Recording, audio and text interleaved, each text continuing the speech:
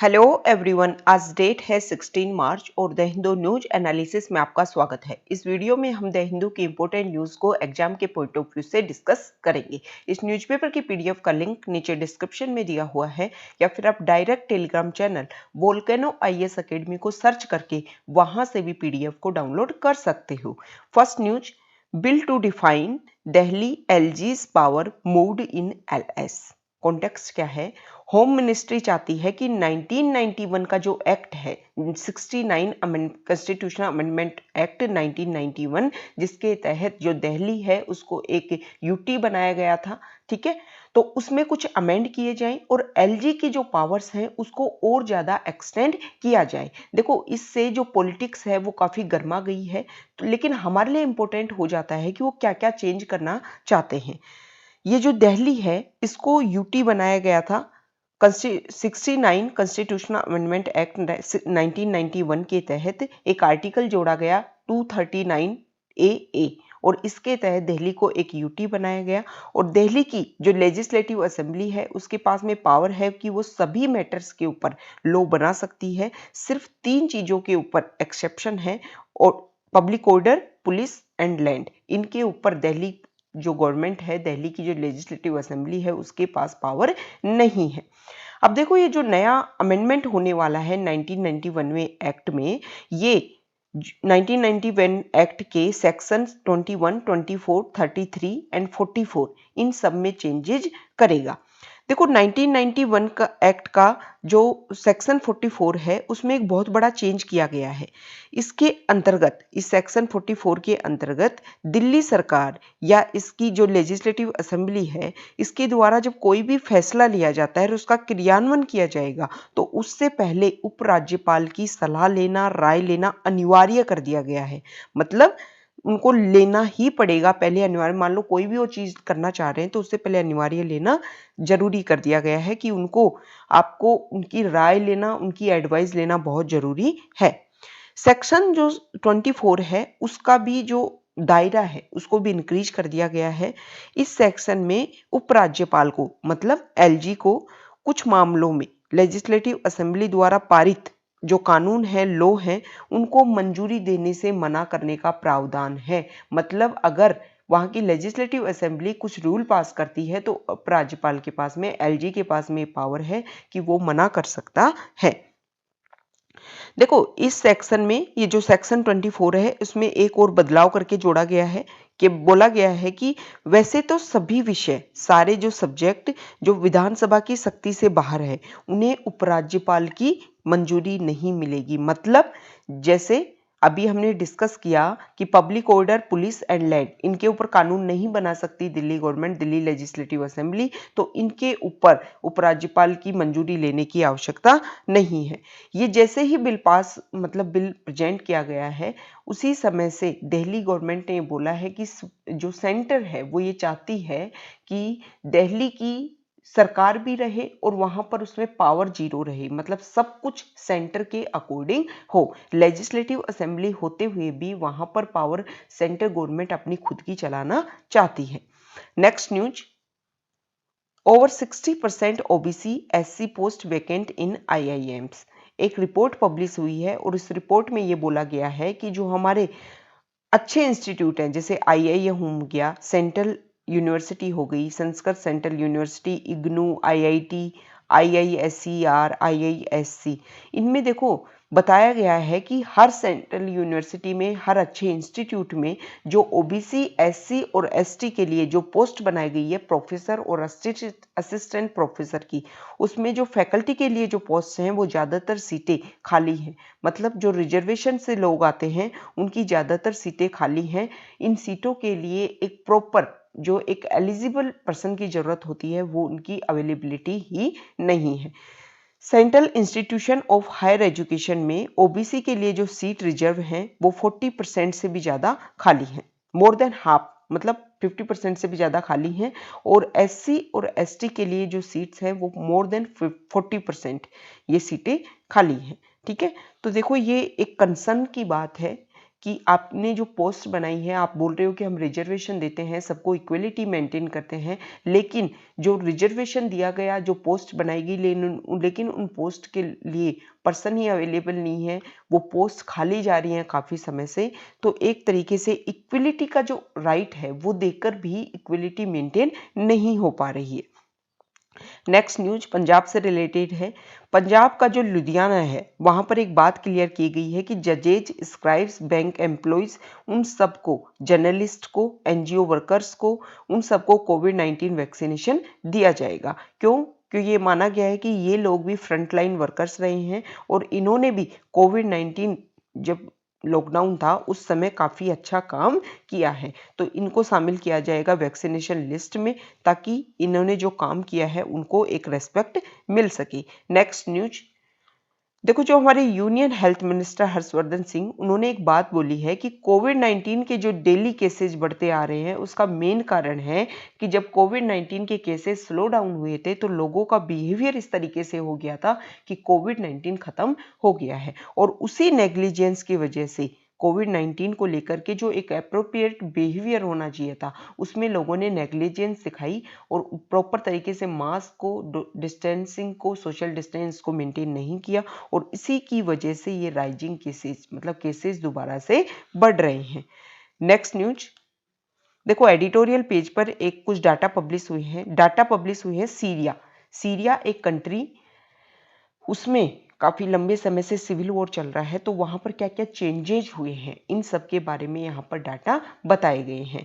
देखो, सीधा सा कंक्लूजन में हम एक बात बोल सकते हैं कि वॉर एक ऐसी चीज है, अगर उसका आप पोस्ट इफेक्ट देखोगे तो कुछ नहीं मिलेगा।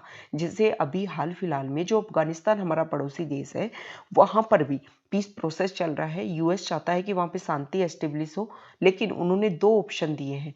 क्या तो आप वॉर को फेस करो अफगानिस्तान को, क्योंकि हम तो अपनी हानि सेना जो है, आर्मी जो है, उसको पीछे कर रहे हैं।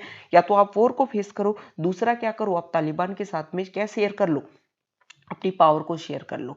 देखो, अफगानिस्तान में पीस प्रोसेस बहुत लंबे समय से चल रहा है और काफी लंबे समय से वहां युद्ध चल रहा है। नाटो की जो आर्मीज है वहां काफी लंबे समय से, रिजल्ट क्या निकला कि कोई भी कुछ असर ही नहीं हुआ। जिस चीज के लिए वो लोग आए थे उसमें तो कुछ हुआ ही नहीं।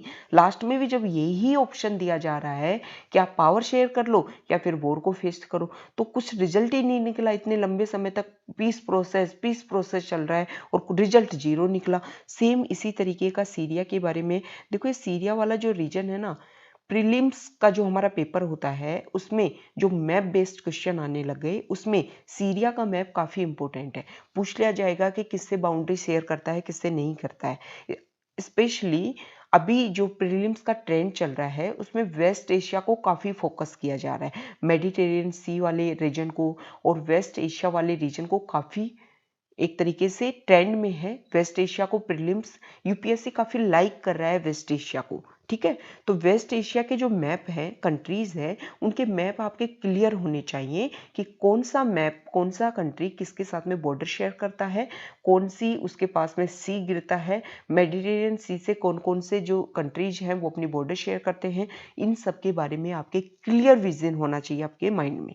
तो देखो, सीरिया में पिछले 10 साल से सिविल वॉर चल रहा है और इस सिविल वॉर में 3.8 लाख लोगों की जान चली गई है। सीरिया की जो इकोनॉमी है, इंटरनेशनल ट्रेड है, उसकी वैल्यू भी काफी कम हो गई है। तो यहाँ पर अलग अलग डाटा दे रखे हैं, कैजुअलिटी के बारे में बता रखा है।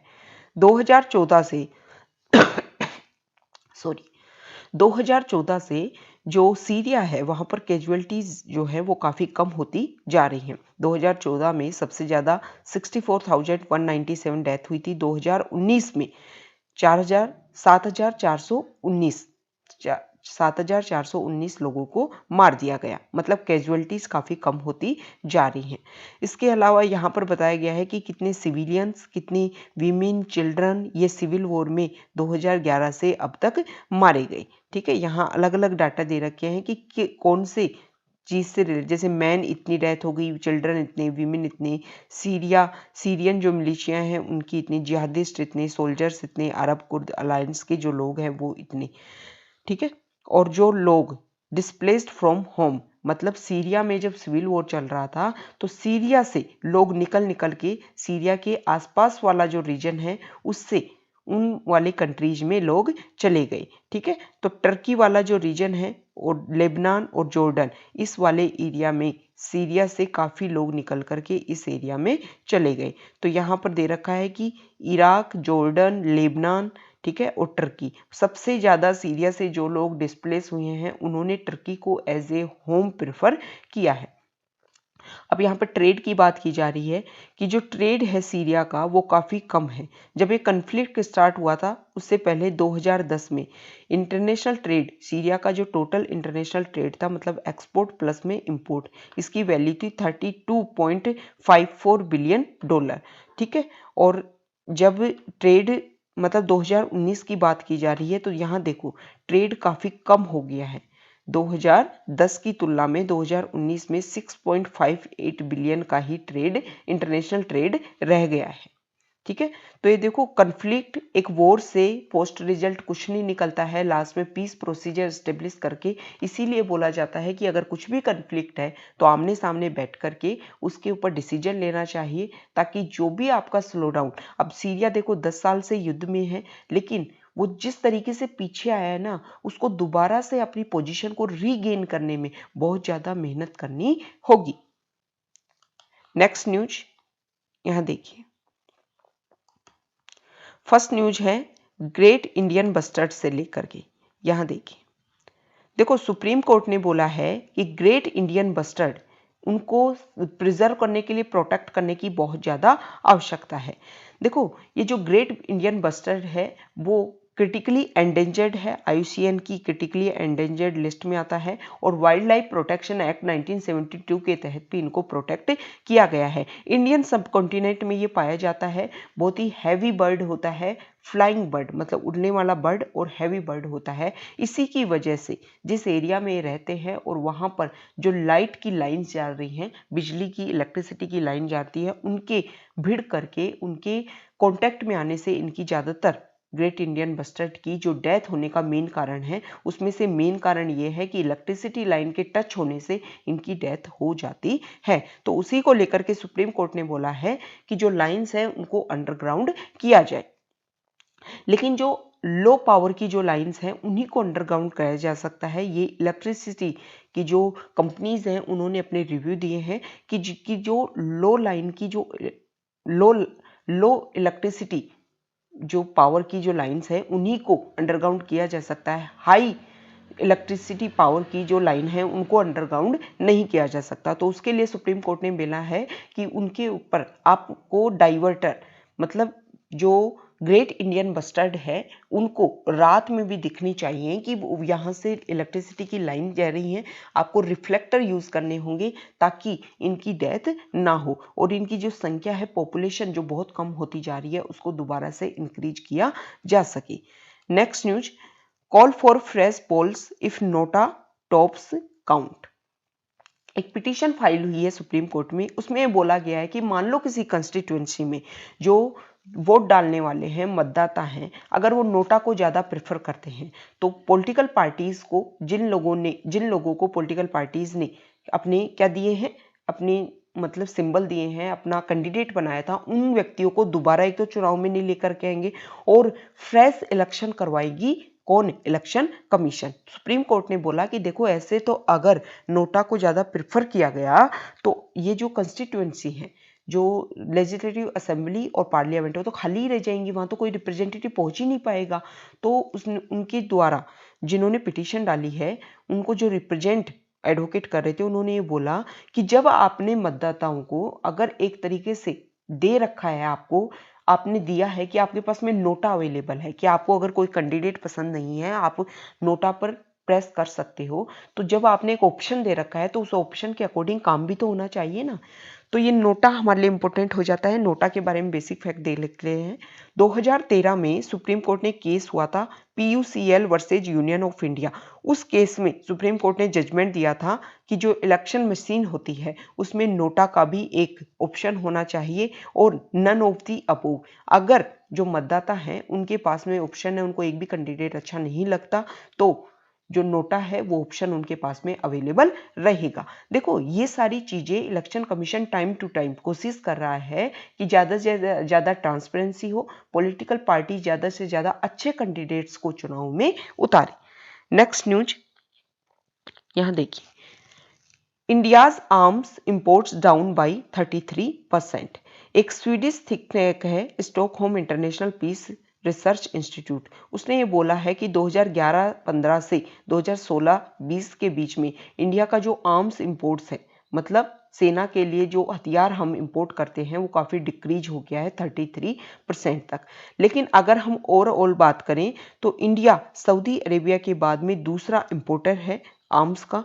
तो एक तरीके से लगता नहीं है कि इंडिया का जो आर्म्स खरीदने का जो एरिया है वो कम हुआ है, डिक्रीज हुआ है। इसका मेन कारण ये हो सकता है कि जो प्रोक्योरमेंट प्रोसीजर होता है, जैसे मान लो हमने जैसे इंडिया ने फ्रांस के साथ डील कर ली, लेकिन जो हथियार हमें देने हैं, जो वेपन्स हमें देने हैं, उसका जो प्रोक्योरमेंट प्रोसीजर है उसमें टाइम लगता है, वो बहुत ही कॉम्प्लेक्स और लेंदी होता है। इसी की वजह से ये जो इम्पोर्ट्स है वो कम दिखाई दे सकता है। हालांकि इंडिया का जो इम्पोर्ट्स है वो कम नहीं हुआ है। पहले इंडिया रशिया के ऊपर काफ़ी डिपेंड करता था, लेकिन अब रशिया के साथ में जो इम्पोर्ट है वो काफ़ी कम हो गया है। ठीक है, 70% से 49% ही आ गया। फिर यूएस के साथ भी इंडिया काफ़ी खरीदता था, लेकिन अब इंडिया यूएस के साथ भी जो हमारा ट्रेड है आर्म्स इंपोर्ट्स में वो काफ़ी कम हो गया है। अब इंडिया प्रेफरेंस दे रहा है फ्रांस को और इजराइल को। ये हमारे सप्लायर्स हैं, आर्म सप्लायर। 2016 से 2020 के बारे में बात करें तो इंडिया का सेकंड और third largest arm suppliers France और इजराइल हैं। फ्रांस के साथ में जो हमारा ट्रेड है वो 709% इंक्रीज हुआ है और इजराइल के साथ में 82% इंक्रीज हुआ है। सेम इसी तरीके की पाकिस्तान की बात की जा रही है कि पाकिस्तान का भी डिक्रीज हुआ है आर्म्स इंपोर्ट्स, लेकिन इसका मेन कारण ये माना जा रहा है कि पाकिस्तान ने बहुत ज़्यादा लार्ज आउटस्टैंडिंग ऑर्डर दे रखे हैं और उनको डिलीवर होने में 2028 तक का टाइम लगेगा। इसी की वजह से ये इंपोर्ट्स कम दिखा रहा है, हालांकि जो इंपोर्ट्स है वो कम नहीं हुआ है। Next news, BRO plans to open key pass to Leh ahead of schedule. देखो बारालाचाला एक पास है जो हिमाचल प्रदेश से को डायरेक्ट लद्दाख के लेह से जोड़ता है।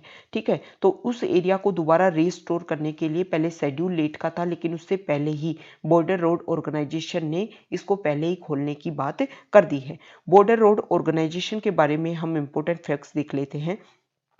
1960 में इसको बनाया गया था। इसका मेन काम है इंडिया का जो बॉर्डर एरियाज है और इंडिया के जो फ्रेंडली नेबरिंग कंट्रीज है उन सब में रोड को प्रिपेयर करना। ये जो बॉर्डर रोड ऑर्गेनाइजेशन है ये मिनिस्ट्री ऑफ डिफेंस के अंडर आता है। हमारे जो पड़ोसी देश अफगानिस्तान, भूटान, नेपाल, म्यांमार, तजिकिस्तान, श्रीलंका, इन सब में रोड्स को बनाने का काम भी करता है ये बॉर्डर रोड ऑर्गेनाइजेशन।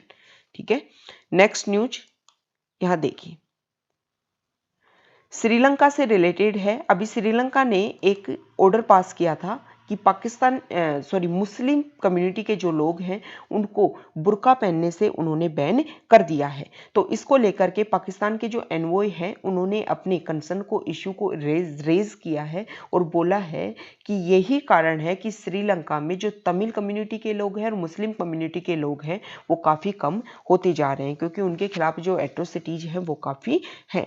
देखो अभी श्रीलंका ने कोविड-19 के दौरान भी कुछ मुस्लिम कम्युनिटी को लेकर के कुछ कंसर्न किए थे कि उनकी मान लो डेथ हो जाती है मुस्लिम कम्युनिटी से कोविड-19 की वजह से, तो उनको दफनाया नहीं जाएगा, उनको जलाया जाएगा, क्योंकि उन्होंने बोला था कि अगर दफनाया गया तो जो ग्राउंड वाटर है वो क्या हो जाएगा, कंटेमिनेट हो जाएगा। तो उसी को लेकर के OIC organisation of Islamic corporation ने काफ़ी एक तरीके से मतलब उनकी निंदा की थी, कंडेम किया था श्रीलंका को, और फिर बाद में श्रीलंका को अपने जो ऑर्डर है उनको वापस लेने पड़े थे और मुस्लिम कम्युनिटी के जो लोग हैं उनको बरीड किया था। ऑर्गेनाइजेशन ऑफ इस्लामिक कॉरपोरेशन 1969 में बना था। इसका हेडक्वार्टर जेदा सऊदी अरेबिया में है और ये जो पूरे वर्ल्ड में जो मुस्लिम वर्ल्ड है उसकी कलेक्टिव वॉइस को रिप्रेजेंट करता है। 57 मेंबर्स हैं ऑर्गेनाइजेशन ऑफ इस्लामिक कॉरपोरेशन में। ठीक है, और इसकी जो ऑफिशियल लैंग्वेज है वो अरेबिक, इंग्लिश और फ्रेंच है। आपके लिए आज का क्वेश्चन है कि आपको यूनाइटेड नेशंस की जो ऑफिशियल लैंग्वेज है उसके बारे में कमेंट बॉक्स में नीचे बताना है। ये मैं आपको बता देती हूँ कि 6 ऑफिशियल लैंग्वेज है, लेकिन आपको उनके नाम कमेंट बॉक्स में बताने हैं। नेक्स्ट न्यूज यूएस से रिलेटेड है। यूएस में नए राष्ट्रपति मिस्टर जो बाइडेन बनते हैं और जैसे ही जो बाइडेन राष्ट्रपति बनते हैं उन्होंने एशिया के साथ में जो अलायंसेज हैं उनको बूस्ट करने की कोशिश स्टार्ट कर दी है। जैसे अफगानिस्तान से वो निकलने वाले हैं तो अफगानिस्तान में उन्होंने जो अफगानिस्तान के पड़ोसी देश जैसे पाकिस्तान, इंडिया, चाइना, रशिया, इन सब को बोला है कि आप पीस प्रोसेस स्टैब्लिश करने के लिए, यहाँ पर पीस स्टेबल करने के लिए आप सब अपने अपने क्या दो, विचार दो। ठीक है। दूसरा, उन्होंने क्वेड ग्रुप को, जो काफी दिनों से मतलब 2007 में इनिशिएट कर दिया गया था लेकिन पहली वर्चुअल मीटिंग हुई है, तो एक तरीके से जो एशिया अलायंसेज है उसके ऊपर फोकस करना चाहते हैं। और अब चाइना के जो रिप्रेजेंटेटिव हैं उनके साथ में अलास्का में मीटिंग करेंगे। यूएस के जो बाइडेन के एडमिनिस्ट्रेशन के लोग हैं वो चाइना के एडमिनिस्ट्रेशन के लोगों के साथ में मिलने वाले हैं अलास्का में। तो एक तरीके से बाइडेन जो है वो एशिया के साथ में अपने जो रिलेशन है उनको काफी अच्छे से मेंटेन करना चाहता है। तो ये हमारा डिस्कशन था, कई इंपॉर्टेंट न्यूज़ को हमने डिस्कस किया। Okay, thank you.